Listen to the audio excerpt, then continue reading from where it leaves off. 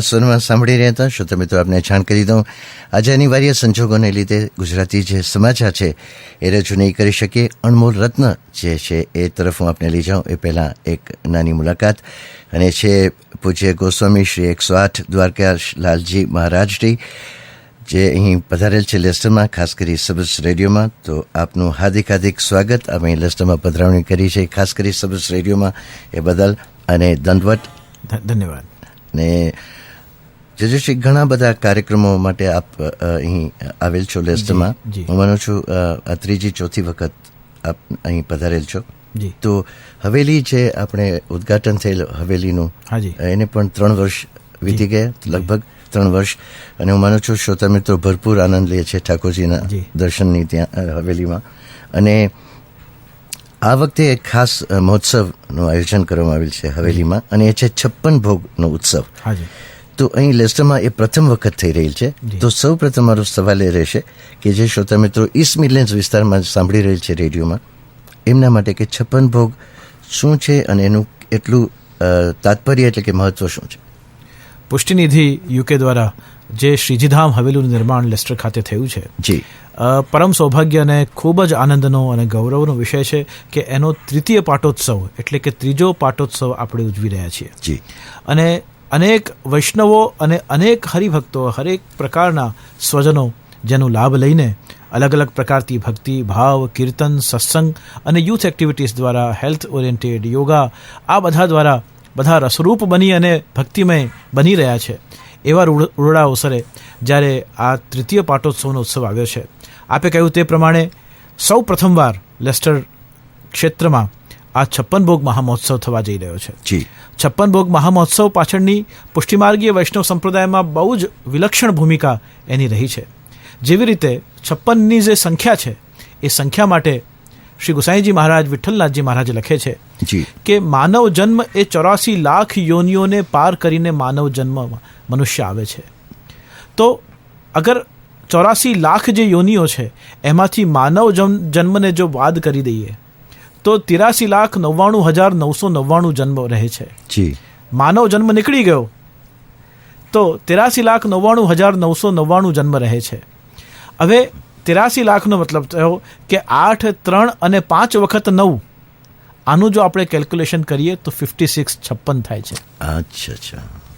તો માનવ જન્મમાં એક અવસર મળ્યો છે ભક્તિ કરવાનો, પ્રભુને અર્પણ કરવાનો. તો પ્રભુને આપણા ભાવ, ભક્તિ, આપણા બધા જ કર્મો, સત્કર્મો, અકર્મો, વિકર્મો, કુકર્મો જે પાછલા 84 લાખ જન્મોમાં થયા છે, એ પ્રભુના ચરણે જો અર્પણ કરવા હોય તો 56 ભોગ એ મહામહોત્સવ છે. એક અવસર છે કે માનવ જન્મ એક અવસર બને, એક ઉત્સવ બને કે જેમાં 83,99,999 જન્મોમાં કરેલા તમામ કર્મોનું આપણું સંચય, આપણા કર્મોનું ફલ એ ભગવાન શ્રી કૃષ્ણ શ્રીનાથજી બાબાના ચરણે ધરવાનો જે અવસર છે, જે ઉત્સવ છે, એ મહોત્સવને આપણે 56 ભોગ ઉત્સવ કહીએ છીએ. માનું છું આ 56 ભોગનું જે રહસ્ય હતું આટલા વર્ષોથી આપે એનો થોડો જે ખુલાસો આપેલ છે બદલ ધન્યવાદ, ઘણો ઘણો આભાર, આપના ઋણી રહેશું. તો એ પછીનો એક સવાલ એ છે કે જે લેસ્ટરમાં આપણી હવેલી છે, શ્રીજીધામ હવેલી, ત્યાં આ જે કાર્યક્રમો છે કેટલા દિવસ સુધીના છે, અને 56 ભોગ સિવાય અન્ય કયા કયા કાર્યક્રમો થઈ રહ્યા છે? આ ત્રિદિવસીય મહોત્સવ રાખવામાં આવ્યું છે 15, 16 અને 17 શુક્ર, શનિ અને રવિ, આ જ મહિનાના, આ જ અઠવાડિયાના. અને જે આજથી એ મંગલ પ્રારંભ થઈ ચૂક્યો છે ઉત્સવોનો. પલનાથી લઈને કે 56 ભોગ સુધીની આખા અઠવાડિયા દરમિયાન અનેકવિધ મનોરથો પ્રભુને પ્રસન્ન કરવા, લાડ લડાવવા માટે સંપન્ન કરવામાં આવ્યા. પણ એની સાથે સાથે યોગાસન માટેની, યોગોની પ્રવૃત્તિઓ ચાલી રહી છે, જેમાં અલગ અલગ પ્રકારથી એક્યુપ્રેશરના પણ અહીંયા કેમ્પ્સ ચાલી રહ્યા છે, યુથ એક્ટિવિટીઝ ચાલી રહી છે. આ બધાનો સમન્વય કરીને આ સમગ્ર ઉત્સવ દરમિયાન પ્રભુના મનોરથ છે, સત્સંગ છે, કીર્તન છે અને અનેક પ્રકારના સાંસ્કૃતિક કાર્યક્રમોની સાથે અલગ અલગ દાતાઓના સન્માન છે, અલગ અલગ ડિગ્નેટરીઝને આમંત્રણ આપવામાં આવ્યા છે. લેસ્ટર અને લંડનના પણ ઘણા બધા મહાનુભાવો અહીંયા આવીને અને આનો લાભ લેવાના છે.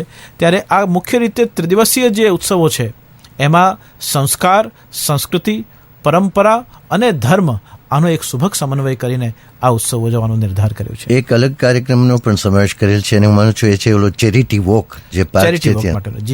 એ ચેરિટી વોકમાં ખાસ કરીને યુથ અને કિડ્સ પણ સાથે જોડાઈ શકે અને તમામ વિસ્તારના લોકો જે વૈષ્ણવ સંપ્રદાયમાં છે અને નથી એ પોતાનું યોગદાન ચેરિટી વોક દ્વારા આમાં આપી શકે. જી એમની પ્રેઝન્સ, એમની ઉપસ્થિતિ પણ આપણા માટે બહુ સન્માનનીય અને ગૌરવાસ્પદ છે. જી, તો જે એક બીજો જે સવાલ ઉપસ્થિત થાય છે એ છે કે લેસ્ટર અને ઈસ્ટ મિડલેન્ડ્સમાં જે વૈષ્ણવ કાર્યક્રમો સાંભળે છે શ્રોતા મિત્રો જે પણ, એ આ ઉત્સવમાં કઈ રીતે ભાગ લઈ શકે છે અને અન્ય કઈ રીતે યોગદાન આપી શકે છે? 3 રીતે આપણા જીવનમાં દરેક અવસરને મહોત્સવ બનાવી શકાય છે. એ જ રીતે આ લેસ્ટરમાં થતા ઉત્સવમાં પણ સૌથી પહેલાં પોતાની માનદ ઉપસ્થિતિ, એમની પ્રેઝન્સ ઇઝ વેરી વેલ્યુએબલ. એ પણ એક આનંદનો વિષય છે. બીજું એમનું યોગદાન છે કે જેટલી પણ એક્ટિવિટીઝ અહીંયા થઈ રહી છે એમાં પોતાનું મોરલ સપોર્ટ, ફાઇનાન્શિયલ સપોર્ટ, પોતાના કોન્ટેક્ટ્સ અને પોતાના ઇન્ફ્લુઅન્સનો સપોર્ટ આપીને એના કેવી રીતે આ સંપૂર્ણ કલ્ચરલ અને ટ્રેડિશનલ એક્ટિવિટીઝને આપણે મોટિવેટ કરી શકાય એના માટેનું એમનું માર્ગદર્શન અને એમનો સહયોગ. અને ત્રીજું, ભક્તિમાં આગળ વધવા માટે જે સ્વજનો, જે વૈષ્ણવો સહભાગી થાય છે, એ સહભાગી થનારા વૈષ્ણવો સત્સંગ દ્વારા, કીર્તન દ્વારા, દર્શન, મનોરથ, નામસ્મરણ આ બધામાં જોડાઈને અને એ વાતાવરણને જો પ્રદીપ્ત કરે, એ વાતાવરણને જો ઉજ્જવલ બનાવે તો આ 3 રીતે એમાં જોડાઈ શકે. અને તન, મન અને ધન એ ત્રણેયના સમન્વયથી આ ત્રણેય આપણા મનોરથો પૂર્ણ થાય છે. અલગ અલગ રીતે જેને યોગદાન આપવું હોય, સમયનું યોગદાન, પોતાની ક્ષમતાનું યોગદાન, પોતાના ભાવનું યોગદાન અને પોતાના અર્થ એટલે કે પોતાના ધનનું યોગદાન, 4 રીતે આમાં સહભાગી થઈને અને ચોક્કસ જોડાઈ શકે છે. જી, તો એ સંદેશ સાથે યુવા વર્ગ જે છે, જે કાર્યક્રમ સાંભળી રહી છે, યુવા વર્ગને આપ ખાસ કરીને વધારે પ્રોત્સાહન આપો છો એ મેં મારા ખ્યાલમાં છે, જાણેલ છે. અને અંગ્રેજીમાં પણ જો આપ એવા કોઈ ગુજરાતી કાર્યક્રમ છે પણ બેશક અંગ્રેજીમાં પણ આપનો સંદેશ યુવા વર્ગ માટે આપી શકો છો આ મહોત્સવમાં ભાગ લેવા માટે? યુવા વર્ગને ખાસ મારો સંદેશ છે કે to know about Krishna and to know about Shrinathji, the myth, mystery and magic of Krishna, if you want to know about Shri Krishna, this is the opportunity that you can join in this Utsav Mahotsav and this celebration, and together we can understand more closer to Hinduism. What is Hinduism? Why we should have to follow Hinduism, or why should we should have to learn about Hinduism? Hinduism is the basic foundation for all sampradaya and all different religions of Hinduism. One of the religion is Pushti Margiya Vaishnav Sampradaya. So our basic foundation is Hinduism. First we are a Hindu, then we are a British nation, citizen, and then we are a Vaishnav.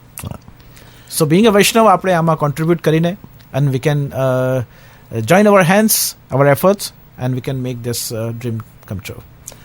અંતમાં જે આપના કોઈ આશીર્વચન હોય તો સર્વે શ્રોતા મિત્રો માટે? વાંસળીથી વિકુઠો થઈને એક સૂર આજ ધૂંધે કદંબની છાંવ અને માર્ગની ધૂળને પૂછે મારા માધવને દીઠો છે ક્યાં. તો વાંસળીથી વિકુઠો થઈને એક જીવ આજ ઢૂંઢે કદંબની છાંવ. તો એ કદંબની છાંવ ક્યાં છે? તો કદમ ચડકાન બોલાવત ગૈયા, જેમ ગોકુલના કદમના વૃક્ષ ઉપર ચડી અને કન્હૈયો ગાયોને બોલાવે છે, ત્યારે તે જ રીતે આ શ્રીજીધામ હવેલીમાં થતા 56 ભોગમાં અને આ સંપૂર્ણ તૃતીય પાટોત્સવ મહોત્સવમાં ભગવાન શ્રી કૃષ્ણ એક કદંબ એટલે કે શ્રીજીધામ હવેલીમાં બિરાજી અને બોલાવત ગૈયા, ગાય એટલે ગૌ નામ ઇન્દ્રિય, ઇન્દ્રિયોને ગૌ કહેવામાં આવે છે. તો માનવ શરીરમાં રહેલી ઇન્દ્રિયો, વૈષ્ણવના શરીરની તમામ ઇન્દ્રિયોને ભગવાન શ્રી કૃષ્ણ શ્રીનાથજી બાબા સ્વરૂપે આવાહન કરી રહ્યા છે. માર્ગની ધૂળને ઢંઢોળી પૂછા મારા માધવને દીઠો છે ક્યાં. તો એ જે ભાવ છે કે માર્ગની ધૂળને આપણા બધા જ કર્મ, આપણા બધા જ સંસ્કારો, આપણી બધી જ વિચારધારાઓ અને આપણા અનુભવ, આ ચારેયનો સમન્વય કરી શ્રીજીધામ હવેલીમાં જે આ ત્રિદિવસીય મહોત્સવ થઈ રહ્યા છે એમાં સત્સંગના સથવારે, દર્શન અને મનોરથના સથવારે આપણે સહભાગી થઈને અને એ માધુર્ય મહોત્સવને આપણા જીવનનું માધુર્ય મહોત્સવ બનાવીએ.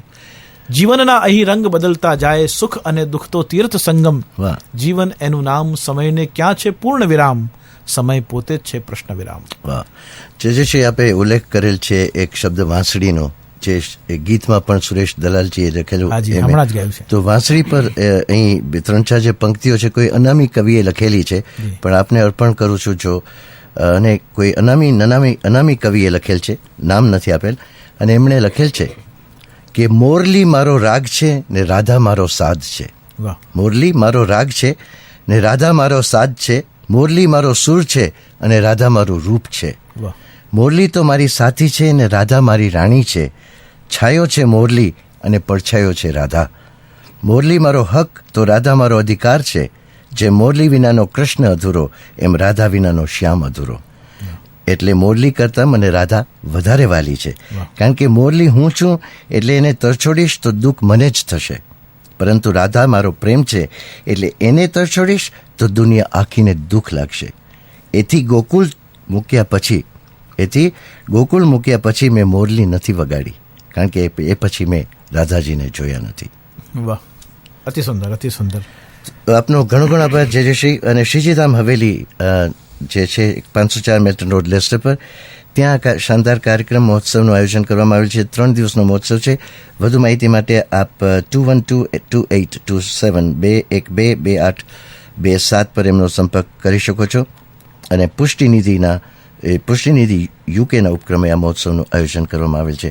તો જયશ્રી, આપનો ઘણો ઘણો આભાર. આપના આશીર્વાદ અમારા પર હંમેશા બની રહે, ઠાકોરજીની મહેર બની રહે, એવા આપના આશીર્વાદ સાથે હું સબરસ રેડિયોના પણ આપની વિદાય લઈશ.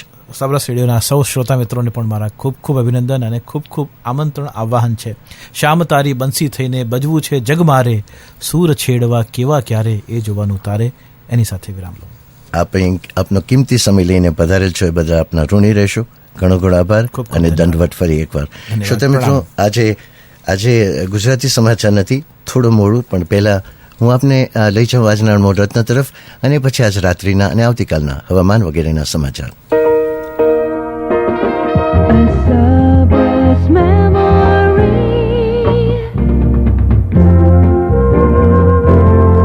અને આજનું આ ગીત 1958માં બનેલી ફિલ્મમાંથી મેં લીધેલ છે. કલ્યાણજી વિજી શાહનું સંગીત છે, મોહમ્મદ રફી, લતા મંગેશકરનો સ્વર છે. ફિલ્મ સમ્રાટ ચંદ્રગુપ્તાનું આ ગીત. પછી આજ રાત્રિના અને આવતીકાલના હવામાન વગેરેના સમાચાર.